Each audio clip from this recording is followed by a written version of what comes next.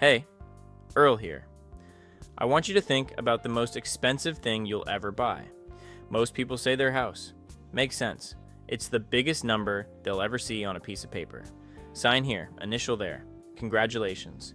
You now owe the bank more money than you've ever seen in your life. But what if I told you there's something sitting in your driveway right now that costs more than your house over a lifetime? And you never even notice because the bill comes in small monthly pieces instead of one giant number.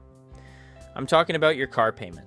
And by the end of this video, you're going to see exactly why the vehicle in your parking spot might be the most expensive thing you ever own.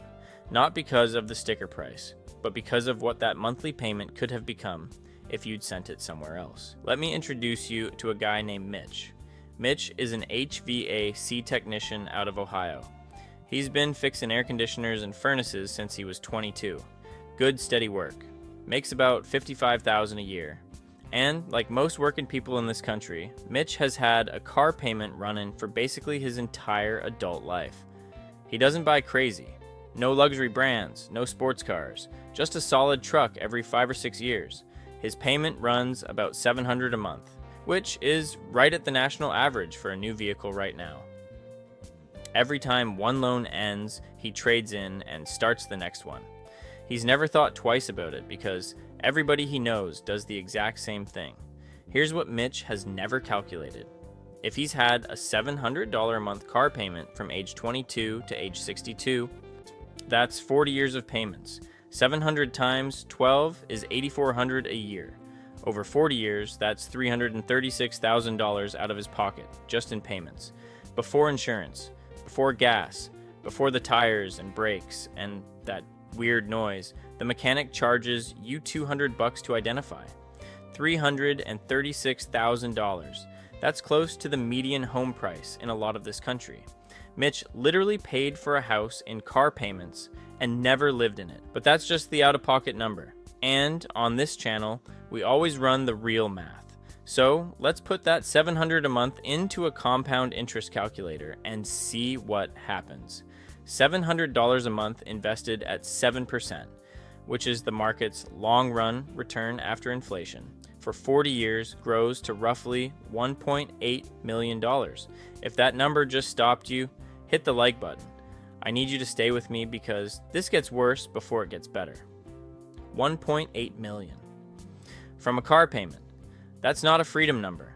That's 2 or 3 freedom numbers stacked on top of each other for a working class household. We've covered the math on this channel before. For a lot of folks with Social Security coming and a paid off house, the retirement target sits somewhere between $400,000 and $600,000. Mitch's car payments over a career could have funded his retirement 3 times over. Now I already know what you're thinking. Earl, I need a car. I can't bike to a job site in January with a toolbox on my back. You're right. I'm not telling you to give up transportation. I'm telling you the difference between always having a payment and sometimes not having one is worth a fortune, and almost nobody does that math. Here's how it works in real life. Say Mitch buys a solid used truck for $18,000 instead of financing a new one for $45,000. He pays it off in 3 years at about $500 a month. Then he drives it for another 5 years with no payment at all. During those 5 years of no payment, he takes that $700 and drops it into a Roth IRA every month.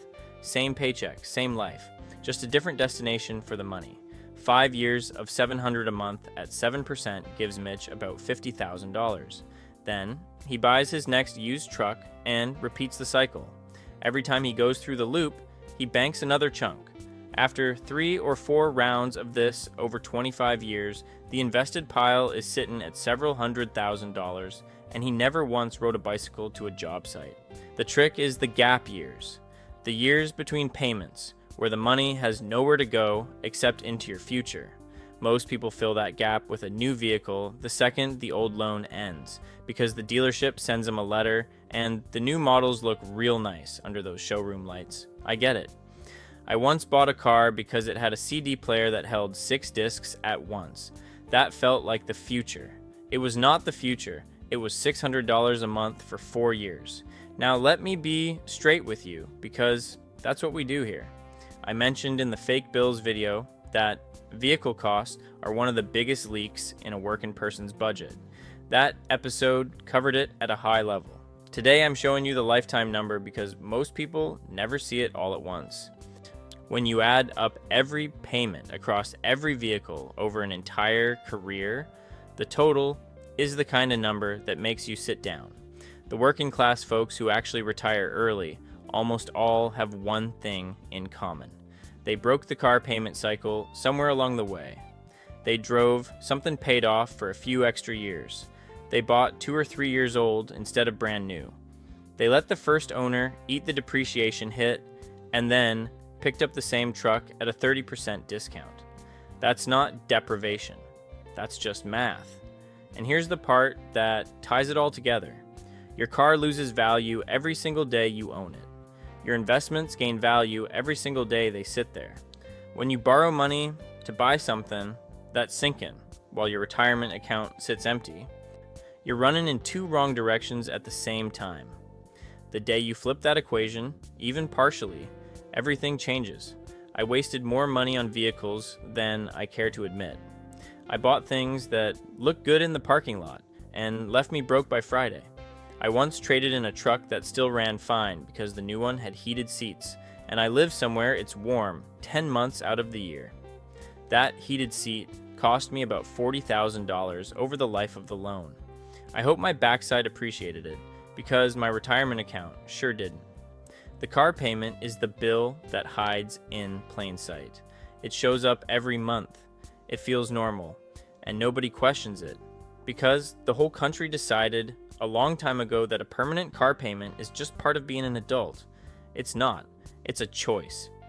And the math on the other side of that choice is $1.8 million over a career. Here's your homework. Add up every car payment you've made in the last 10 years. Total dollars out the door.